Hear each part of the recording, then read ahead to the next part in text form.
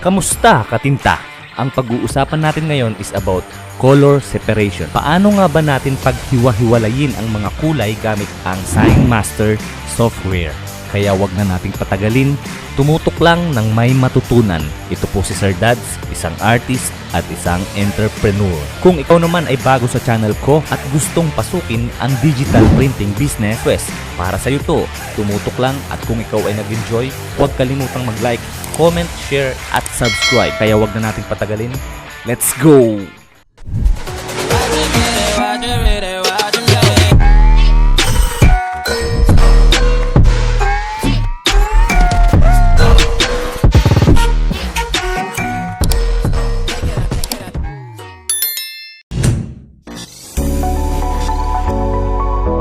Step 1. I-open ng SignMaster software. Ano nga ba ang SignMaster? Ang SignMaster ay ginagamit upang makapag-print o makapag-cut ng design gamit ang ating cutter plotter. Ito rin ay ginagamit upang makagawa ng mga vector images format bukod sa mga ibang software like CorelDRAW, Adobe Illustrator at iba pa.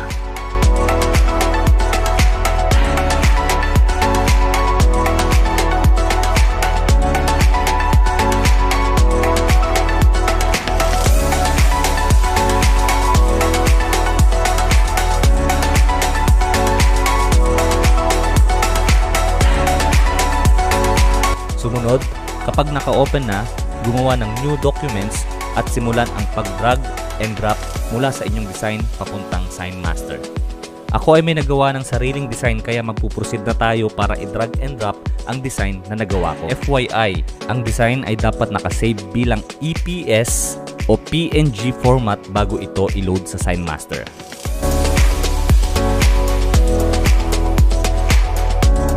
Kunin ang tamang sukat o aktwal na laki ng design na ipiprint sa t-shirt bago simulan ang pag-ungroup ng design.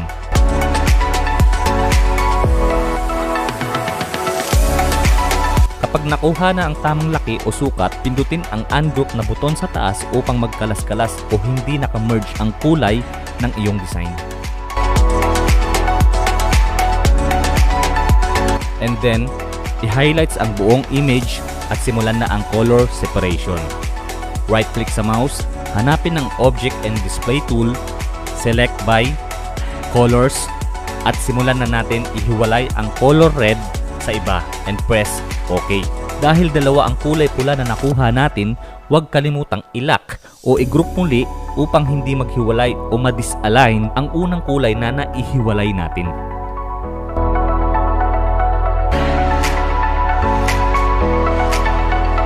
Matapos i-lock ang unang kulay, balikan natin ang natitirang kulay at i-highlights natin muli at sundan lamang ang unang proseso hanggang sa maubos o maihiwalay natin ang lahat ng kulay.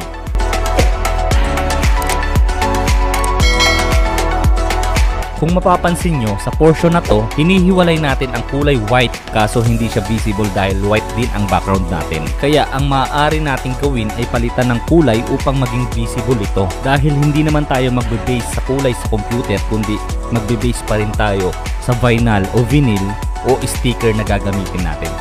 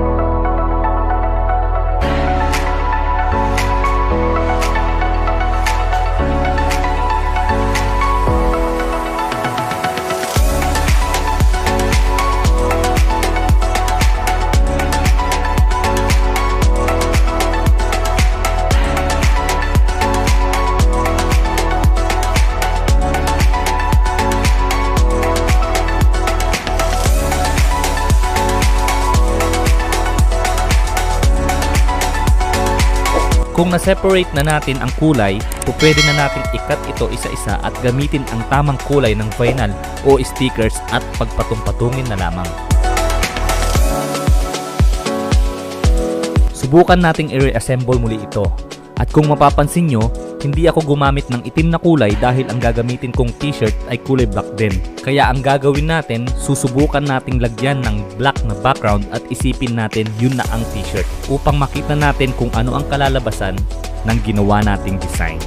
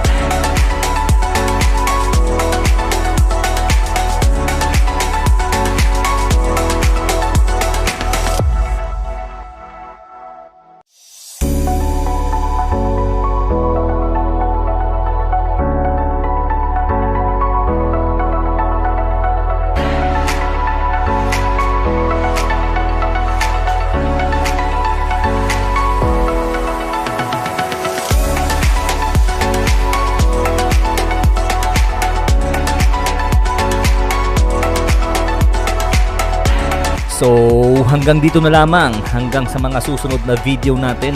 Kaya kung ikaw ay may natutunan at nadagdagan ng iyong kaalaman, huwag kalimutang mag-like, comment, share at subscribe at pindutin mo na rin ang notification bell button para konektado ka sa mga susunod pa nating video. Kaya hanggang sa muli, peace!